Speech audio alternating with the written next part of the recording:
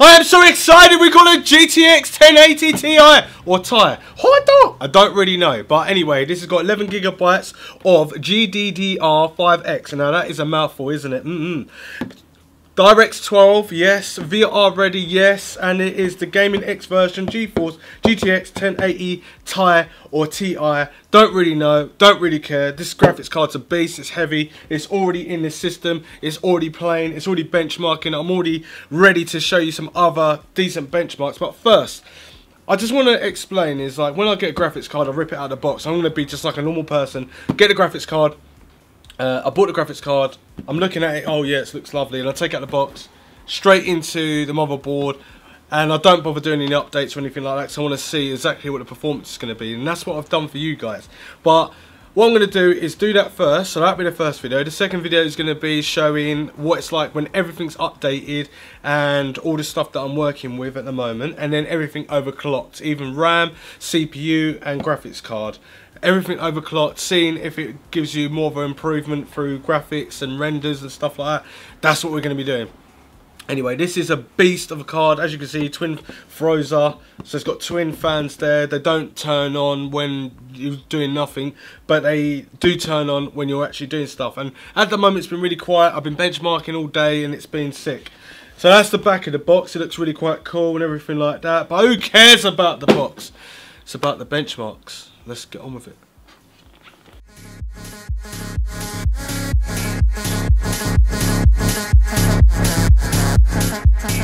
So this graphics card is a beast of a graphics card. GPU, it's a 1080 Ti or Ti, don't really care.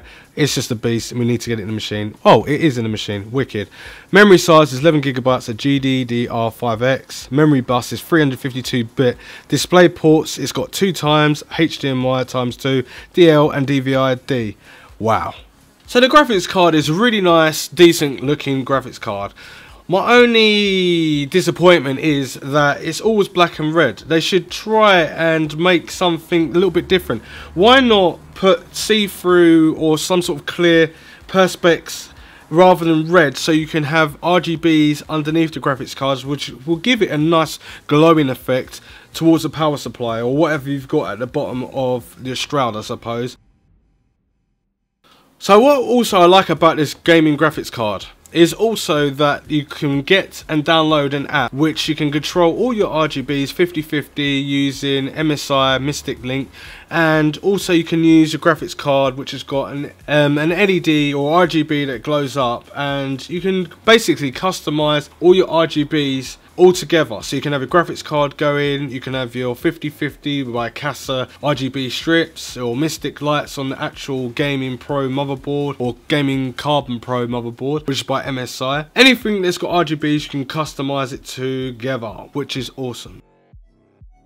So everyone that normally gets a graphics card doesn't really know how much power they actually need for this actual graphics card or any sort of graphics card. So I'm going to tell you straight away what you actually need. You need a minimum of 600 watts and you need 2 8-pin connectors just to connect this up. And then obviously if you're water cooling, you're going to need a Molex connector, and then you're going to need SATA connectors and stuff. So basically you're going to need a power supply that's got all the connectors. So even if you've got a 600 watt one, it might only come with one 6-pin and one 8-pin, so just make sure when you're getting a power supply that you've got enough connectors. And yeah, you need 8 gigabytes of system memory, 16 gigabytes is recommended. This works really well with Microsoft Windows 10, Windows 8.1, Windows 8 and Windows 7. Well, I think Windows 7 and Windows 8 and Windows 8.1 might be a bit of a liar. Maybe Windows 10. No, I'm joking, it'll be fine. We've got some really nice features that comes with this graphics card. So we've got simultaneous multi-projection, we've got NVIDIA Ansel, we've got NVIDIA GamesWorks, game ready drivers that are ready straight away when you put the graphics card into the motherboard, it's ready to go. We've got NVIDIA G-Sync, NVIDIA Game Stream, NVIDIA GPU Boost 3.0 if you're not used to overclocking, or you know a little bit about overclocking and you want to just test different theories. You've got Microsoft DirectX 12, Vulkan API, OpenGL 4.5 support, which is awesome. Display connectors, DP 1.4, HDMI 2.0B and DL DVI and HDCP 2.2.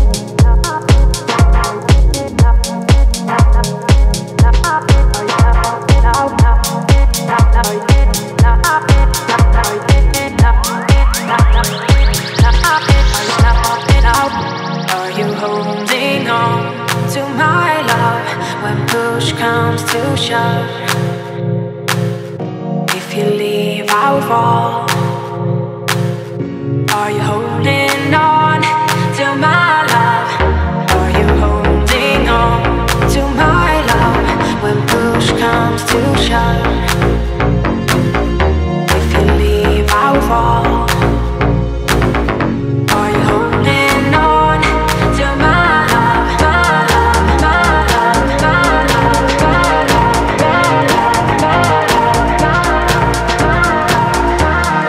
my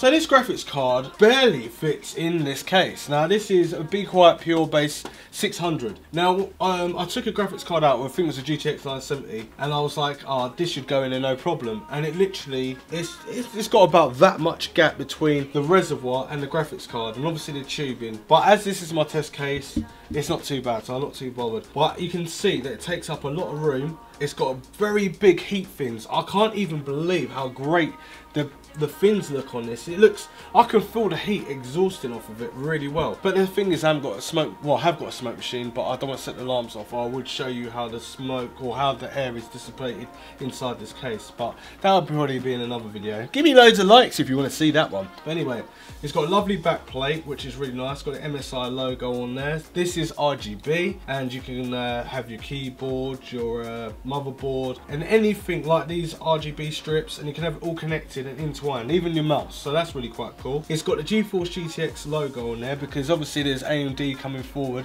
and all the graphics cards look kind of the same. So they're just putting their footprint on there. When this is a 1080 Ti or Ti, don't really care. But anyway, it's got two fans blowing around at the moment, and they really don't blow around at too much RPM. They're just like really quite stable. But when I'm actually benchmarking, it's a different story. The heat does dissipate through the front and down, and actually through the back, because I can actually feel this. But this is brilliant because where I've got this fan, because I can feel the heat so much, you can kind of know where you want to direct the heat out of this and how much RPM speed you need on the back of the fan to exhaust all the heat out, or one on the top. Maybe you could have one on the top blowing down, and it blows down and out, and then this could blow down and out as well through the back compartments, which is quite cool. Other than that, there's more to this video afterwards. I don't really want to go into it too much. I just want to see that I'm testing this and benchmarking it, and it's not in any other motherboard that you've seen yet. You probably see, not on this channel anyway, you've seen it probably on other people's channels, but that's the Crosshair Asus motherboard that I've got in there, and I'm using this because I want to overclock like mad. I need something before I hit nitrogen. I want to still try and get a really decent overclock and get you lots out there to get a decent overclock. That's what I'm trying to show you as much as I can and how to do it. This motherboard has got an 8-pin and a 4-pin just to connect like the power supply together. It won't boot just an 8-pin or even 4-pin. You need both. That's crazy. But yeah, this has got enough power. I'm using 750 watts. I don't want to go too much overkill. I just want to keep it nice and simple and show you how to get these overclocks. And even if I don't get them overclocks, you might be able to, because you might get silicone lottery, so you don't really know. But at the moment, I'm just trying out RAM that's not compatible and testing all kinds of things. So if you've got old RAM in another case, then you can just take it out and put it in there. You'll be at ease, you know. But other than that, this graphics card is awesome. Been playing around with it. It is pretty sick. It really is. So yeah. Anyway, if you like this video, and if you didn't, but anyway, leave a comment down below. Follow me on all platforms of social media out there in the world. And what else? Yeah, also I have, what do I have? I have somewhere, I've got a merch store. yeah, so I've got a merch store, and you can go and buy stuff like that, cups, hoodies, jumpers, t-shirts, all that sort of lovely stuff. And yeah, what else have we got? Yeah, I've got a website, you can check that out if you really want to. And obviously on Instagram, pictures and all that sort of stuff. Anyway, I'm not going to waffle anymore. Stay tuned for part 2 when we get really deep into the situation of overclocking, and we're going to talk a bit more in depth of how to overclock the graphics card, as well as the CPU and the memory all at the same time, and how to keep the temperatures down. Thanks for watching. Oh, don't forget to subscribe. Thanks for watching.